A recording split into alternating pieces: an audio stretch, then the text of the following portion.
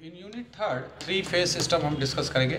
Three phase system, तो three phase system में star connection and delta connection. Star connection इस तरीके से रिप्रेजेंट करते हैं, डेल्टा कनेक्शन हम इस तरीके से रिप्रेजेंट करते हैं। तो सबसे पहले हम स्टार कनेक्शन को डिस्कस कर लेते हैं। तो स्टार कनेक्शन में ये जो कनेक्शन है, इस तरीके से हमने इनको तीनों को एक जगह जा कर के कंप्लीट किया है। ये न्यूट्रल पॉइंट अवेलेबल है, ये थ्री फेजेस हो गए। उसके बाद ये पर फेज इम्पीडेंस हो गया, दिस इज पर फेज इम्पीडेंस, दिस इज पर फेज इम्पीडेंस। इसको इसके अंदर जो करंट गुजर रहा है इज कॉल्ड आईपी, यानी कि फेज करंट। और इसमें जो करंट गुजर रहा है, दिस जो करंट इसके अंदर है, this is called line current. तो line current is equal to phase current in the star connection. Star connection में ये दोनों सेम ही चीज़ होती है।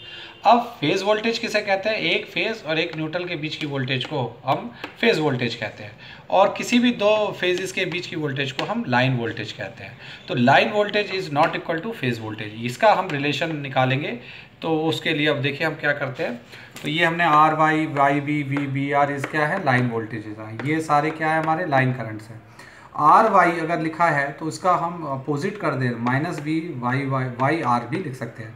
तो ये माइनस का इंडिकेशन क्या है कि वाई आगे आ गया, आर पीछे आ गया।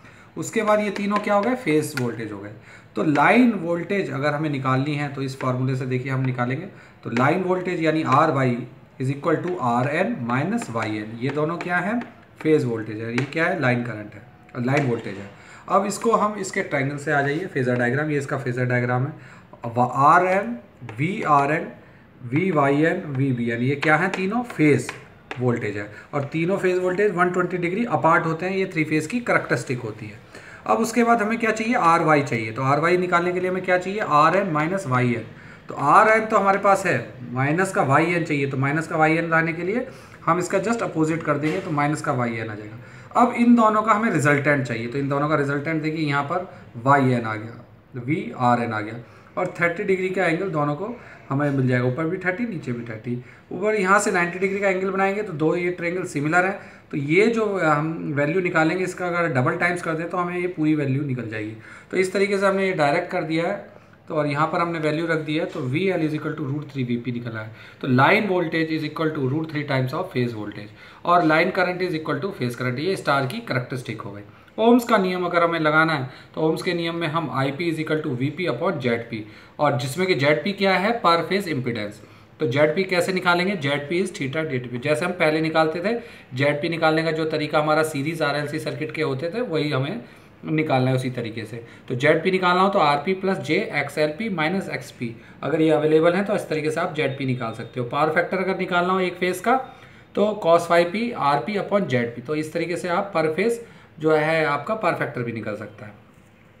अब थ्री फेज पावर, तीन तरीके की थ्री फेज अगर आपको पावर निकालनी है, active power, reactive power and apparent power, तो ये फार्मूला है √3 V L I L cos phi P, और आपका दूसरा फार्मूला है 3 times V P I P cos phi P. तो ये एक फेज का 3 टाइम्स कर दो तो थ्री फेज निकल जाएगी, और अगर वी एल आई एल इस्तेमाल करोगे तो √3 टाइम्स आ जाएगा।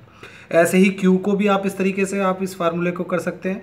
ऐसे ही अपरेंट पावर को भी निकाल सकते हैं। ये जो तीनों फार्मूले हैं, ये जो है आपके एप्लीकेबल हैं for star and delta both, दोनों के लिए फार्मूला इज द सेम। तो ये आपका जो है स्टार कनेक्शन हो गया। अब आप आ जाइए डेल्टा कनेक्शन। डेल्टा कनेक्शन में देखिए, ये डेल्टा है, इसमें जो करंट है ये इज कॉल्ड लाइन करंट, और जो इसमें करंट फ्लो कर रही है इज कॉल्ड फेज करंट। अब line current is not equal to phase current. इस सर्किट के अंदर हमारा लाइन करंट फेज करंट के बराबर नहीं है, लेकिन जो voltage between the two phases is same as the this voltage.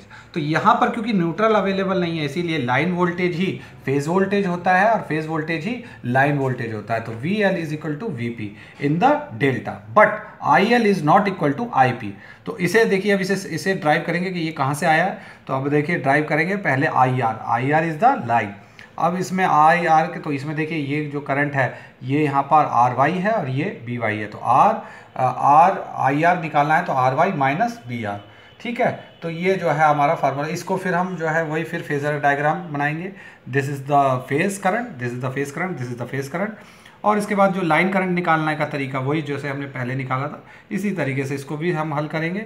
और फिर हमारा यही फिर ये 2 टाइम्स हम करेंगे तो ये हमारा फार्मूला निकला है। तो line current is equal to √3 I P, ये हमारा प्रूफ हो जाता है और हमारा ये डेल्टा के लिए। ओम्स का नियम जैसे हमने पहले लगाया था उसी तरीके से फिर एम्स का नियम। और ये जो तीनों फार्मूलेज हमारे active, reactive and apparent power for three phase is same as star. तो स्टार और डेल्टा के लिए ये हमारे फार्मूले सेम है।